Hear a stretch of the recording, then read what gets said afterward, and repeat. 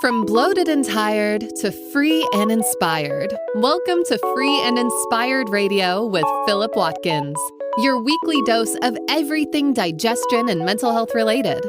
We hope you enjoy this episode.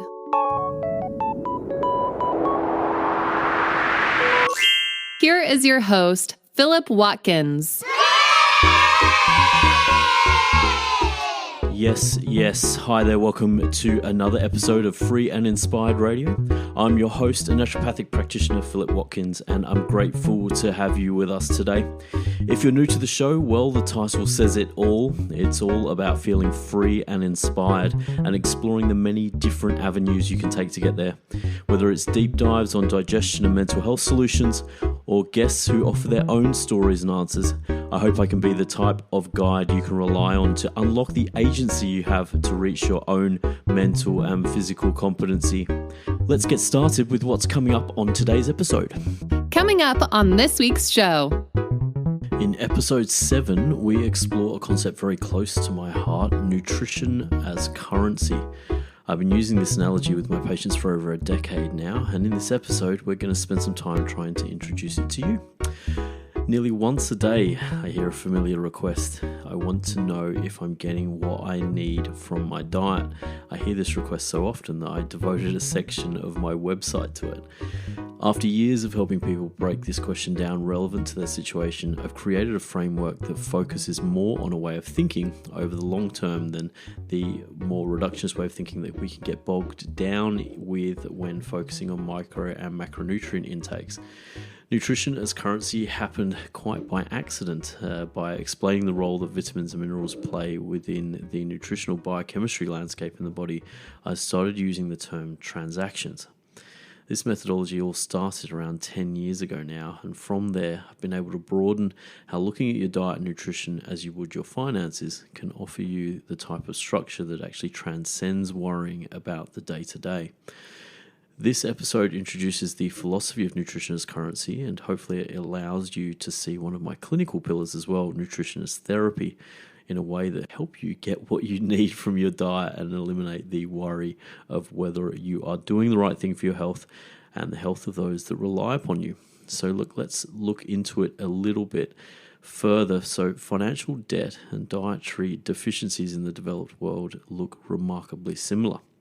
So let's put this into perspective and compare some numbers. On March the 1st, 2021, the gross federal debt, so the debt held by the public and the government in the US, crossed over the $28 trillion line. Credit card debt in the UK reached around $72.7 billion in 2018, so that was pre-COVID. So who knows where it's at now. Point being is that the debt is high. Don't get me wrong, debt can be a necessary part of life in our modern day, but you don't have to go too far to find an economist who suggests that the global debt issue is a crisis that may only worsen. Moving on, let's look at some more numbers that could be considered a debt of a different kind. The estimates on the prevalence of fruit and vegetable consumption for 52 countries with varying socioeconomic settings concluded that 78% of men and women consumed less than the World Health Organization's recommended 5 servings of fruits and vegetables a day. The situation in Hong Kong locally here is equally alarming. The results of surveys released in 2018 found that 94.4% of people above 15 years old had inadequate fruit and vegetable intake. Let me just re-say that. Let me repeat that. The situation in Hong Kong, the results of surveys released in 2018 found that 94.4% of people above 15 years old had an inadequate fruit and vegetable intake. That's pretty crazy. A population health survey from 2014-15 in Hong Kong reported that the estimated mean number of fruits and vegetables consumed daily was 1.1 servings and 1.4 servings daily, respectively. The dietary intakes of copper, magnesium, manganese, molybdenum, and phosphorus, so micronutrients of more than 20% of the adult population here in Hong Kong, were inadequate compared to the respective recommended intakes. The study also concluded that the general adult population consumed an inadequate intake of calcium, so that's 90% of the population was insufficient with calcium, iron, 80% of people surveyed with less iron than they need. Potassium, so a major part of the electrolyte chain, 60% of people with less than they need due to deficiency dietary intakes. So if we're going to look at nutrition as currency, that's akin to deciding that you just want to go about your day using $10 and $50 notes only. Sure, you've got some denominations, so it's some of the other minerals and some of the other vitamins, but maybe enough to get by even, but at some stage you might find yourself in an awkward spot. So can you start to see where I'm going with this? Most of the citizens in the developed world are not earning enough to pay their bills and are generally relying on debt to stay afloat, living paycheck to paycheck or both. The causes for this are widespread, obviously, and very real. A more substantial reality check, though, is consistently choosing short-term survival at the expense of critical long-term transactions and the implications of which. Most people are not starving, but they aren't getting anywhere near enough dietarily to pay all their metabolic and physiological bills for their body, and that's sometimes daily.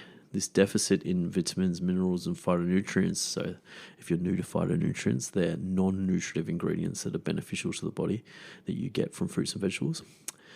This deficit in vitamins, minerals, and phytonutrients highlight an analogous situation where we can't pay our credit card bills or our body's bills.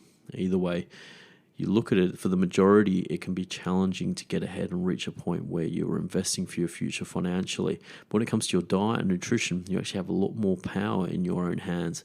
First, let's review some of the examples of how your body uses vitamins and minerals to build a deeper understanding, and let's try and reconnect that with how you could consider that a form of currency.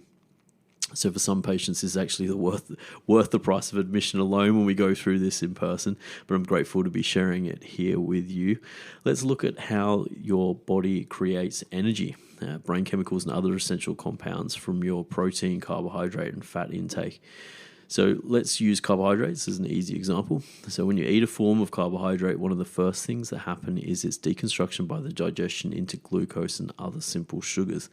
That glucose is a vital ingredient in the way the body creates energy, or ATP. And it does so by initiating something called the citric acid or Krebs cycle. There are multiple steps in changing the glucose molecule to ATP that the cell uses for energy within this cycle, but we're only going to talk about one of the first steps to illustrate that point. So, for glucose to go one step further in turning into energy from itself as glucose, the body needs to pay for this transaction using vitamin B1, B2, B3, and B5, along with lipoic acids and antioxidant support. That's just for one step. So interestingly, the same combination of B vitamins actually pays for the transaction that allows amino acids from your protein intake to enter the same energy production process.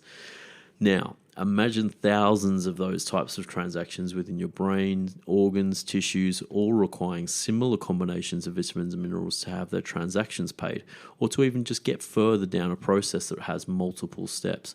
Some vital nutrients can be created within the body, granted, but overall, the body relies on supply to come from the diet, or if you have the luxury, supplementation. So what happens when the body can't pay its bills? Let's look at that after the break, and we will be back with more.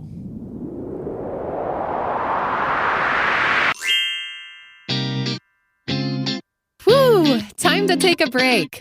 Are you enjoying this episode of Free and Inspired Radio? There's no better time to take back your personal health sovereignty. If you want to connect with more free and inspired episodes, simply subscribe to your favorite podcast platform or visit the website at www.philipwatkins.health for more information. Let's get back to the show.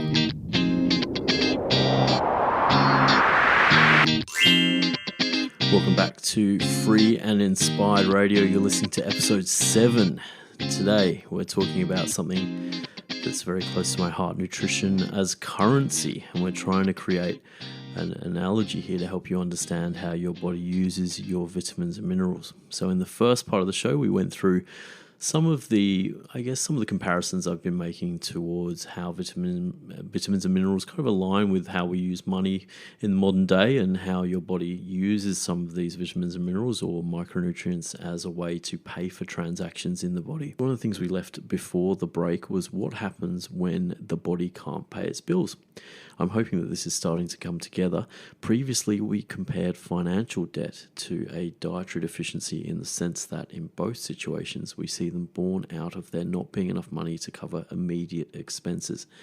I used to tell the story of being a natural medicine student here, working and studying full time and deciding which bills to pay first. I can tell you the choice was pretty simple, really. It was largely down to which bill had been overdue the longest, who was going to turn me off, who was going to turn off my internet, or who was going to lock my mobile phone.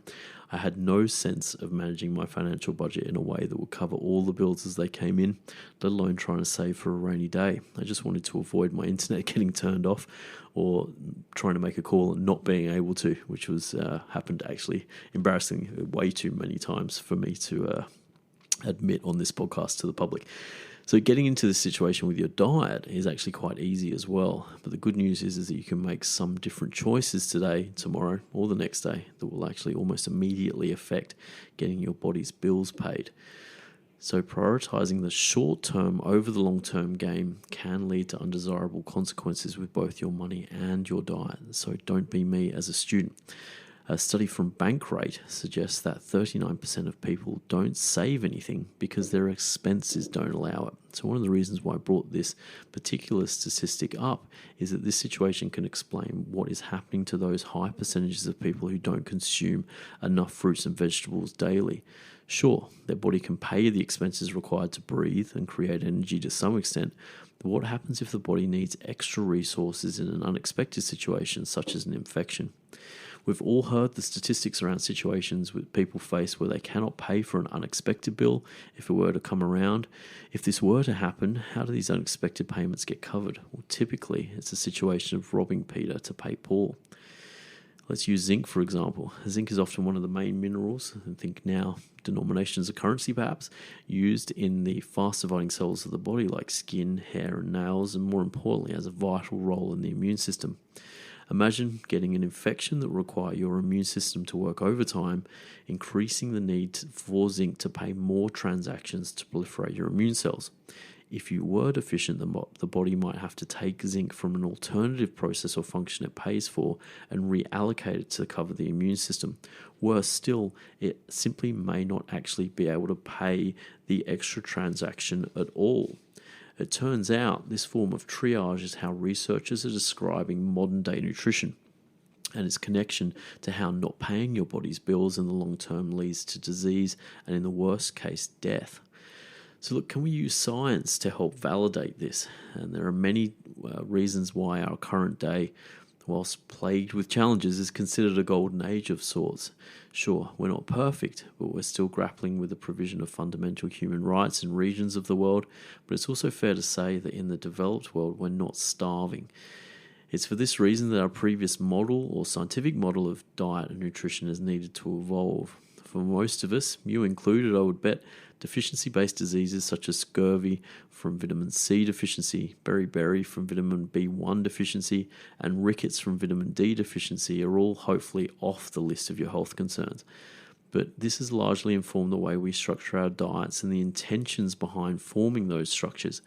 It's easier to see now how this can cause a motivation problem when getting enough fruit and vegetables and their micronutrients. If you have enough vitamin C in your diet not to get scurvy, where's there's a problem?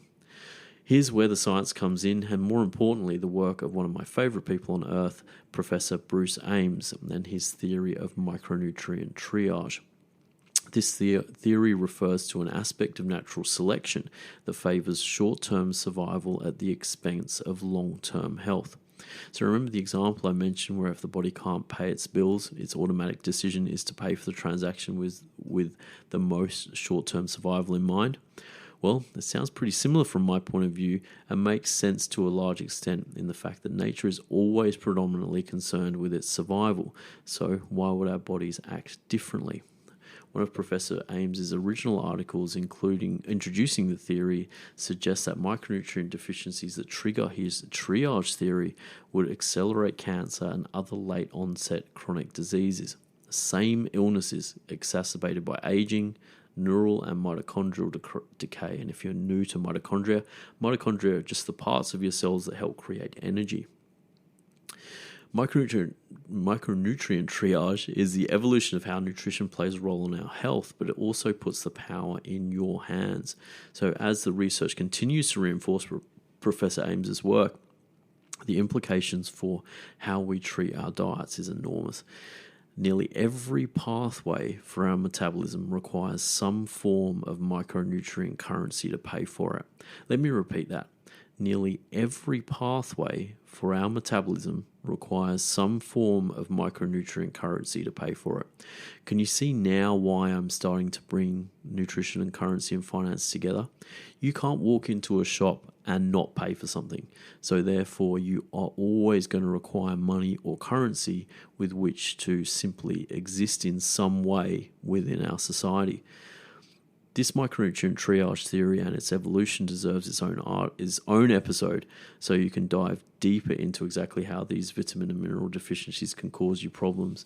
For now, I hope this basic introduction will give you enough to make your own assessment to actually just answer the question, is my diet enough? So easy one there. Is your diet enough? Are you eating 5 serves of fruits and vegetables a day? That was a very, very basic guideline from the World Health Organization. I can actually tell you I've had patients who weren't and have simply gone away with that as a prescription because they were interested primarily in their diet. So the first step for them was to go and start to consciously and intentionally eat 5 serves of fruits and vegetables as a minimum every day. And I can tell you that 100% of those people came back feeling better. It doesn't have to be sophisticated for your health. It doesn't have to be crazy and innovative. All you might have to do is align with the World Health Organization in the sense that getting some base currency out of your diet is important. You wouldn't postpone going to the cash machine if you needed money, just like you wouldn't try and invest money you didn't have. Treating your diet and the nutrients that pay for your body's transactions like you do your finances might have short-term effects that transcend your expectations, just like some of those patients that I mentioned. Perhaps more importantly, in the long term, you'll keep some major diseases away to retire with way more money than you need. The best thing, as always, is that the power is in your hands to make the decisions to make a difference today. So look, before we finish up this episode, I'd like to remind you that if you want to connect with more podcast episodes, you can subscribe through Apple, Spotify, and YouTube to get the next episodes downloaded straight to where you love listening to your podcasts. New episodes are uploaded on how to go from bloated and tired to free and inspired on philipwatkins.health every week. That's our website, offering you some new insights on how you might be able to help yourself with your digestive or mental health problem. In the meantime, our gratitude for getting this far in the podcast is definitely owed to you, and we'll see you next week for episode 8. Thanks for joining us.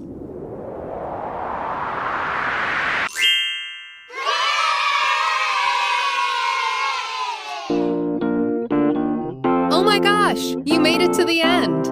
This show is all about you, and we hope you finished this episode feeling one step closer to feeling free and inspired. We'll be back next week, but if you want to know more about Philip, please catch a digital flight to www.philipwatkins.health for further details about how we might be able to help. In the meantime, have a great morning, afternoon, or evening, and we'll see you for another episode next week.